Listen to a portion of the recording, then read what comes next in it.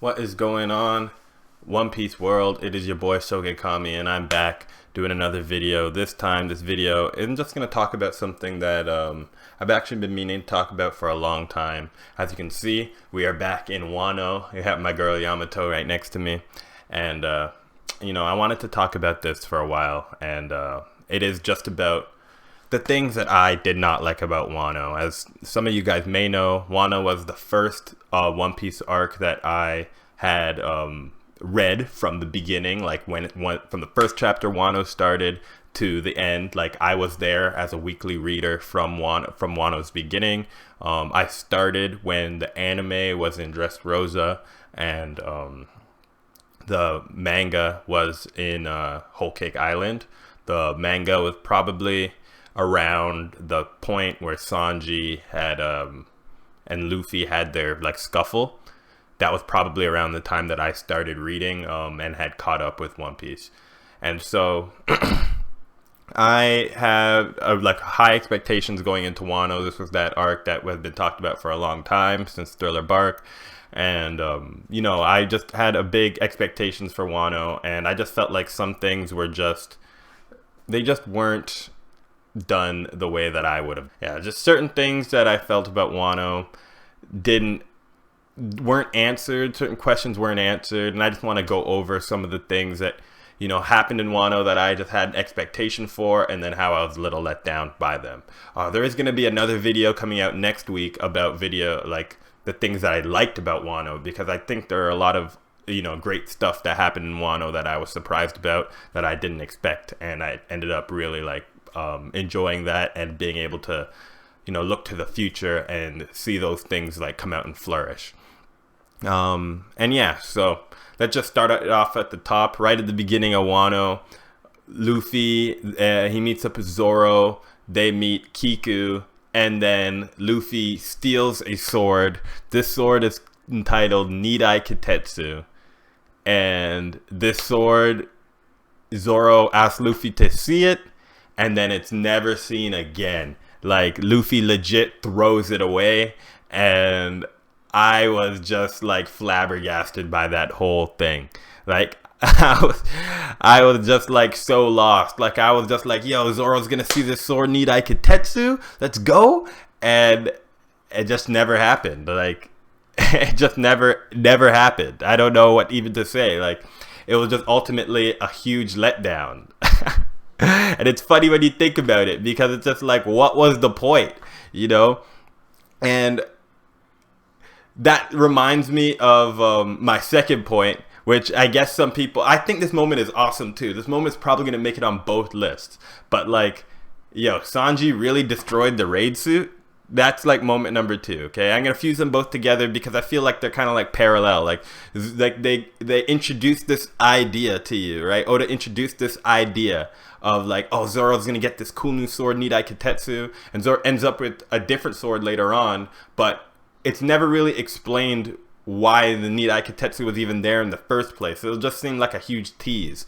And then he ends up with Enma, and it just kind of was ultimately just like a lack of payoff for me on Nidai Kitetsu, because they talk about these 3 Kitetsu blades, and Nidai Kitetsu seemed important, so like maybe it's just not important. They talked about this blacksmith who was like greater than the blacksmith we see in Wano. It just felt like there was an importance factor there that was never led to anything, and ultimately that was a little disappointing. Now the raid suit, that was something else, because like that was something that was slipped into Sanji's pocket. He put it on twice. It apparently unlocked his powers, and then he didn't need the raid suit anymore. I just thought that was like a weird way of having Sanji, level up. Like, he just like, oh, he put on this suit, and now Sanji's a different guy. Sanji didn't put on the raid suit, and all the things still happened, right? He could have still, like, the story could have still progressed the same way, whether he put it on the raid suit or not, because he didn't have to ever put it on. He could have just stepped on it and still bloomed into his powers, in my mind, because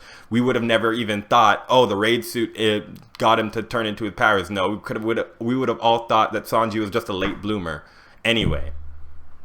So I felt like that was ultimately kind of like a waste of time. But I guess the raid suit's purpose ended up being for Sanji to destroy it. And I thought that moment was really cool, of how he just stepped on the raid suit and then like he just started smoking a cigarette. That reminds me, I want to show y'all something. My raid suit right here. There you go. So yeah, I was really disappointed by just that raid suit in general. I wish that I wish that he kept it around, and I wish that the raid suit makes some type of appearance later on into the story. Same thing with Nidai Kitetsu. The next thing I want to talk about is something that happened off screen. So I think it's like chapter 1026 or 1027 or 1028, somewhere around there. Not 10, sorry, 926 to 928, somewhere around there. The chapter just opens up and Zoro's like, yo, I just got jumped and this guy took my sword. I remember reading this chapter and kept going back and forth because I was just like confused. Why did Zoro lose Shusui off screen? How did that even happen? How does that happen? Shusui off screen? That was one of the wackest things that I'd ever seen in all of One Piece. Shusui was such a sick sword. It took so long to get this sword, and Zoro just lost it off screen to never ever see it again. Like, that was very disappointing.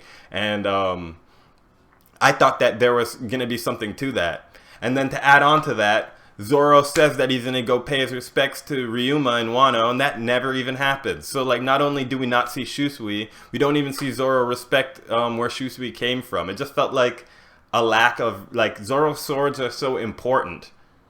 And, with what happened to Nidai Kitetsu, it seemed like Oda didn't have the time to put in the work for the swords in the story like he regularly does. And I felt like that was really disappointing, I felt really disappointed by that, not gonna lie. But I digress. The next thing I'm going to talk about is Kid's backstory. Whoa. If you look at the story and you look at, the way Law got introduced, how long we were sitting around with Law, we learned so much about him, he did so much cool things. Kid gets introduced, he gets beat up, he runs away from the group. He goes and finds Killer, who also just got beat up by Zoro. These bums run up to Kaido, get beat up by Kaido, and then they fight Big Mom. And Kid there's never a fade to black on Kid. We never get any type of motivation, and out of nowhere Kid gets the Vegeta power up and he says, like, actually I believe Luffy's the best. And that's his power up. Like, he had no motivation. He had no self-motivation at all. There wasn't, you did this to my boy Killer. There was none of that. It was just like, yo, Luffy, we need you, man. I believe in you. And that was it. Like, Kid, I felt like Oda ultimately just stopped writing Kid's character.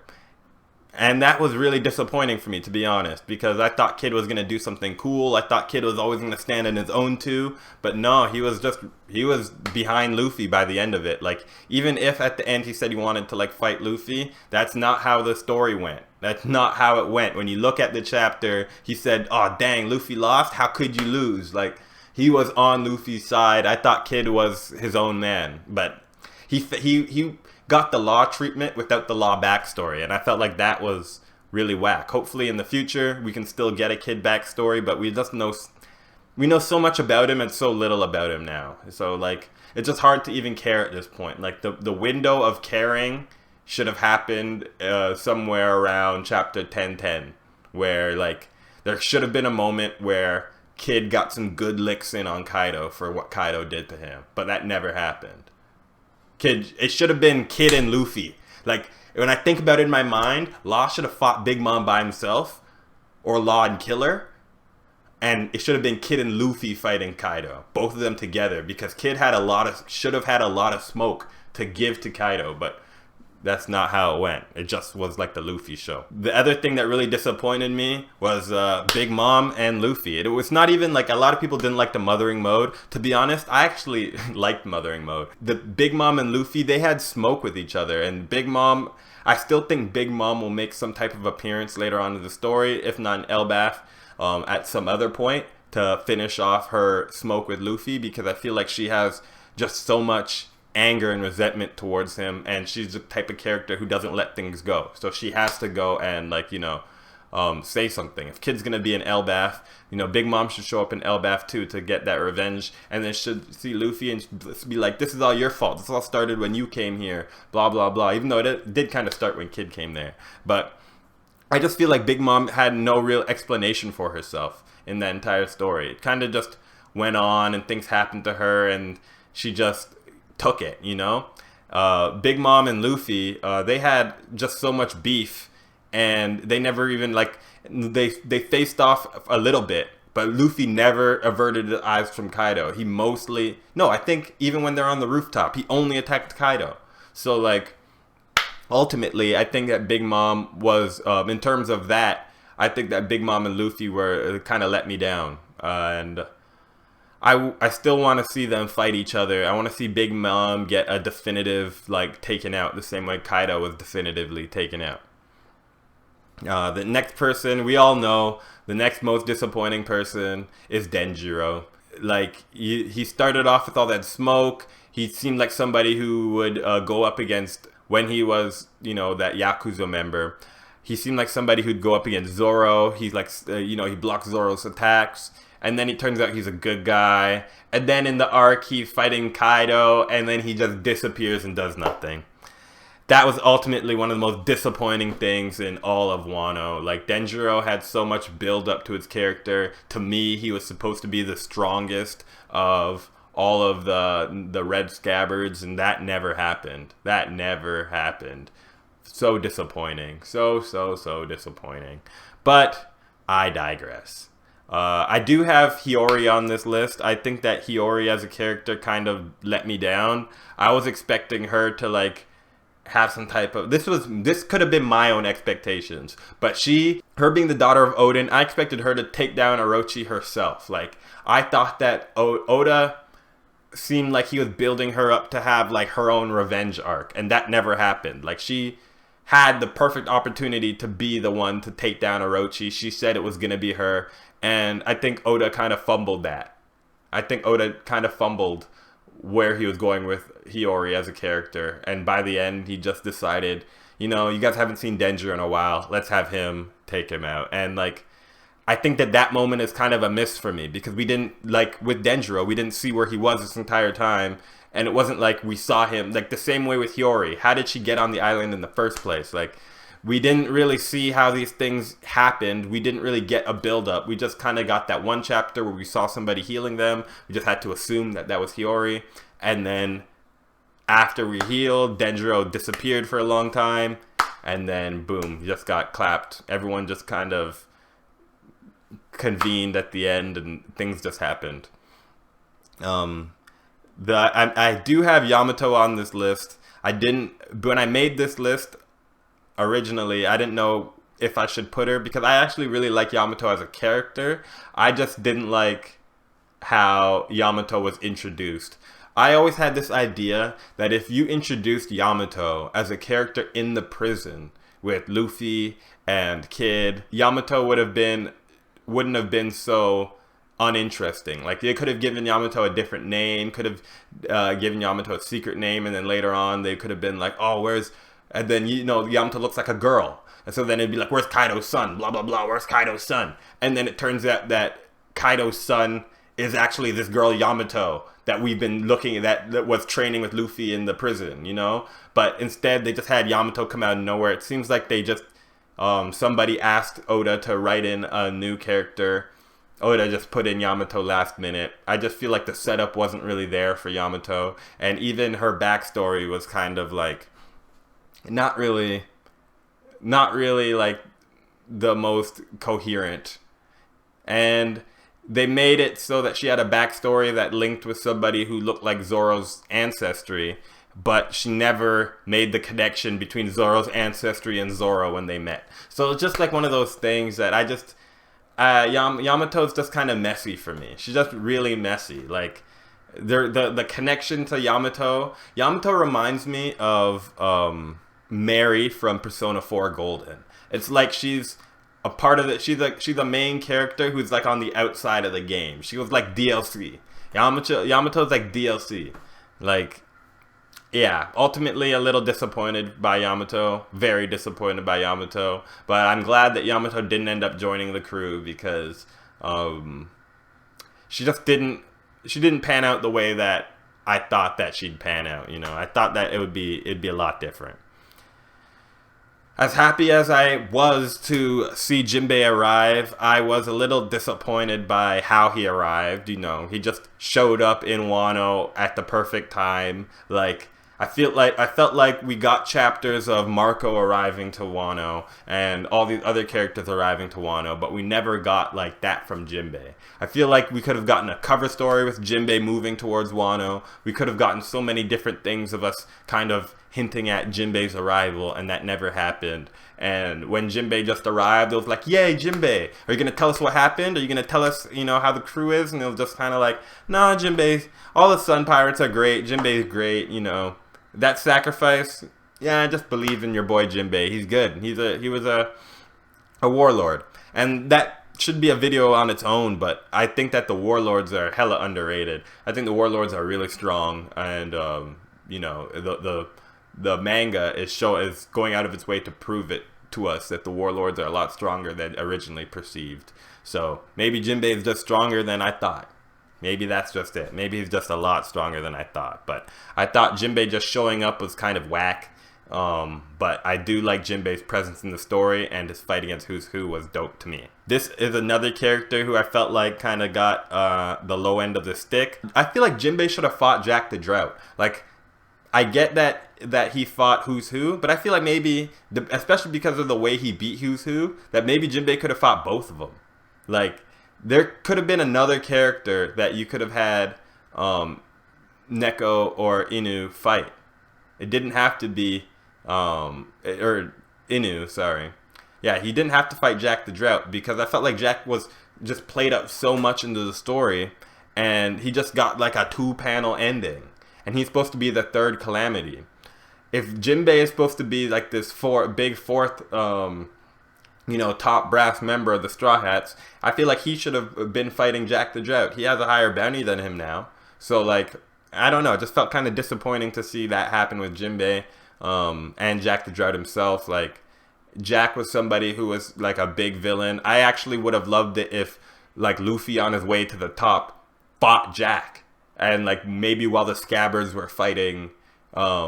maybe while the Scabbards were fighting Kaido, Luffy fought Jack himself, and Luffy took out Jack, and then Luffy went up and fought Kaido. Like, you know, they have those kind of moments in anime sometimes where, like, before the final fight, there's a fight. And, like, I felt like Luffy could have, you know, he could have been the one to take out Jack. I just felt like Jack needed more importance. This guy has no named moves in the entire series. Like, Jack is like the ultimate jobber. He didn't do it. Jack was very disappointing to me. And Wano would have been his arc to, you know, really show up after Zoe, but that never happened. A little disappointing. Kazenbo, I'm not even gonna get really into this. I thought Kazenbo was the wackest waste of time that we could have gotten. I never really felt any threat from Kazenbo, and he didn't. All he really did was help the Straw Hat team, the Alliance, defeat Big Mom by. Oh, I guess at the end he also helped take out Orochi. That's really it. Like, he didn't really do anything villainous. He just had the perception of doing something villainous. He had no real threat level into the story, and I felt like that was a little disappointing. The Big Mom Pirates, those guys wasted some time. Those guys did nothing at all. Like, they just sat out by a waterfall. Now, shout outs to Perospero, who said, you know, I'm not going to just do nothing, but, like, come on, man. The Big Mom Pirates did nothing. Like, that was very disappointing. And Oda has to know that the Big Mom Pirates were a fail. Like, they were a fail in the Wano arc. They did not do well. So this is the second last one. I think that CP0 not sending Lucci didn't make sense. Like, that just didn't make any sense. Maybe it's because, like, oh, Lucci failed against the Straw Hats before. But if Lucci's supposed to be your strongest CP0 member, and you're, like, trying to get somebody who wants to take down Kaido, why didn't you not send your biggest, strongest, most important, like, it just seemed weird that they wouldn't send their most strong member there. Lucci should have been in Wano, but instead the Gorosei were incompetent yet again, and that led to the Straw Hats' victory. Didn't make any sense. Lastly, more so, like, I had this kind of tied with like Usopp and Brook. They just didn't have like an important role, but like Brook played backup, and Brook had some cool moves that he did, but Usopp really didn't have like. There was the one moment where Usopp was like, "Yo, you guys are trying to kill yourselves and like fight until you die. That's not my style, yo. I don't die." Like Usopp was spitting there, but like in terms of a fight, in terms of like a moment, Usopp is usually that guy who gets knocked down and gets up and he doesn't stop fighting. Like Usopp in Alabasta, Usopp even Dressrosa, like he just keeps fighting, and he didn't have that moment against any of the Beast Pirates. They didn't set him up to have like a cool fight with Page One.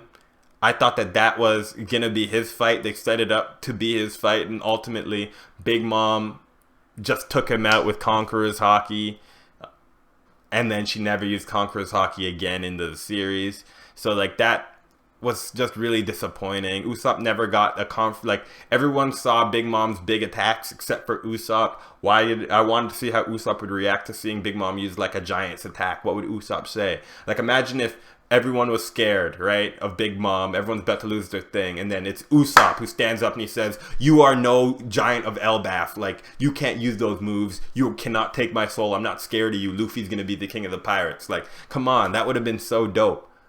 Like Frankie had a Luffy's gonna be a king of the pirates moment. Nami had a sick Luffy's gonna be the king of the pirates moment. Chopper had a sick moment where he punched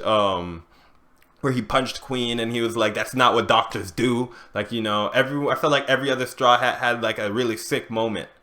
You know, I really liked Brook's moment when he was with Robin, and he was like, "Oh, like, you talk too much." You know, he was talking to the spider lady, and she was like, he's like, "You talk too much, you know, you should you know, pay attention to this fight because Robin's gonna take you out." Like Usopp should have had that type of moment. Instead, he had a moment where he told Nami to run, like, and Nami had to be like, "Yo, Usopp, chill." Like Nami had some really cool moments, and like I really like when Nami was like, "Yeah, yo," like, yeah, when Nami was fighting and he was like, "Yo, I cannot stand for somebody who attacks little kids. Like that's not something I'm about." So like that moment was really cool for Nami, and I just wish that Usopp got something cool like that. Brook, like I said, I liked a lot of Brook's moments. I just felt like he could have had a bigger moment just for himself. Like since he's joined the Straw Hats, I felt like he doesn't really get a lot of cool moments outside of Whole Cake Island where he was the GOAT.